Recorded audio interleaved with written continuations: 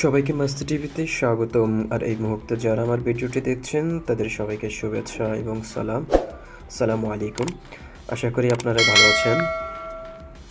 আজকে আমি আপনাদের জন্য একটা ইম্পর্ট্যান্ট ব্লগ নিয়ে হাজির হয়েছি, যেখানে আমি আপনাদেরকে বলবো আসলে আমাদের এমডি আলামিন প্রধান স্যারের জামিন হয়েছে কি না।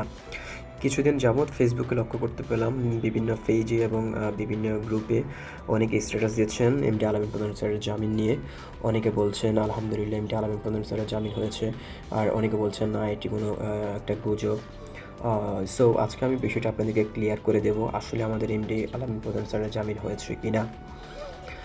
আমার কাছে একটি প্রমাণ রয়েছে, যে একটি রেকর্ড রয়েছে, যে রেকর্ডটি হচ্ছে আমাদের এসপিসির একজন ম্যানেজমেন্টের দায়িত্বে থাকা একজন ঊর্ধ্বতন কর্মকর্তার ওনার একটা অডিও রেকর্ড আমার কাছে রয়েছে প্রমাণস্বরূপ এমডি আলামিন প্রধান স্যারের জামিন নিয়ে। সেই রেকর্ডটা আমি আপনাদেরকে শোনাবো।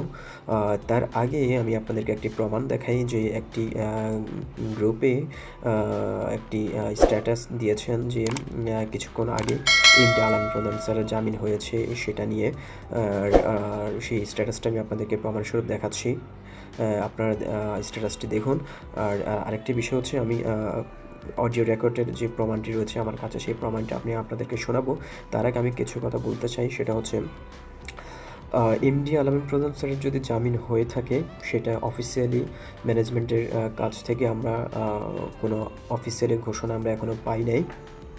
বাট অনেকে বলছেন এমডি আলামিন প্রধান স্যারের জামিন হয়েছে। তিনি গতকালকে নিয়মিতভাবে ওনার অফিসে তিনি ভিজিট করেছেন এবং অফিসের যে সার্ভার এবং কম্পিউটারগুলো জব্দ করেছিল মাননীয় আদালত, সেগুলো আবার ফিরিয়ে দিয়েছে এবং সেগুলো সেট আপের কাজ চলছে।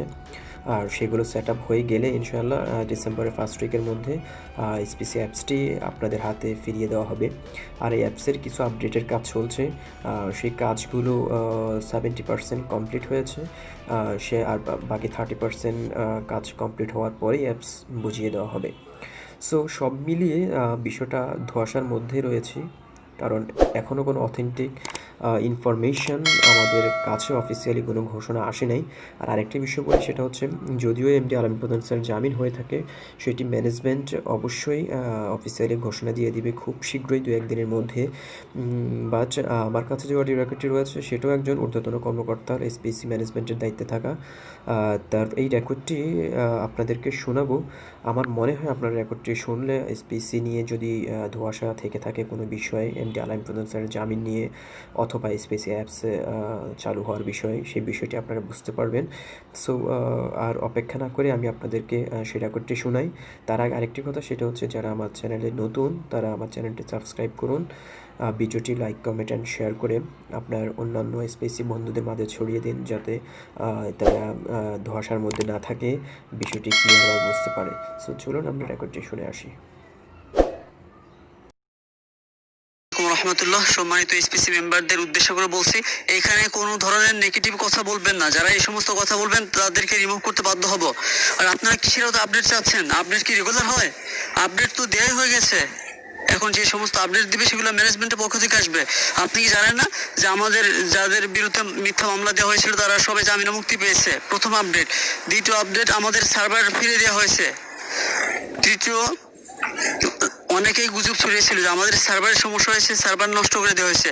সার্ভার আমাদের ঠিকই আছে, এটাও তো একটা আপডেট। তারপরে বর্তমানে যে আপডেট চলছে সেটা হচ্ছে সার্ভারের সমস্ত কাজ করা হচ্ছে এখন সব জায়গাতে। আমাদের যে সমস্ত ইঞ্জিনিয়ারগণ রয়েছেন তারা সার্ভারে কাজ করছে। আমাদের যে অ্যাপ আছে, অ্যাপ পুরোপুরিভাবে আপডেট করতে হবে, সেজন্য আমাদের সময় প্রয়োজন। আর আপনারা এখানে কি সমস্ত কথা বলছেন, মাথায় নষ্ট করে দিচ্ছেন আপনারা। কি অবস্থা, আমি তো আশ্চর্য বোধ করছি। এগুলো কোত্থেকে আসে আপনাদের? আবার অনেকে বল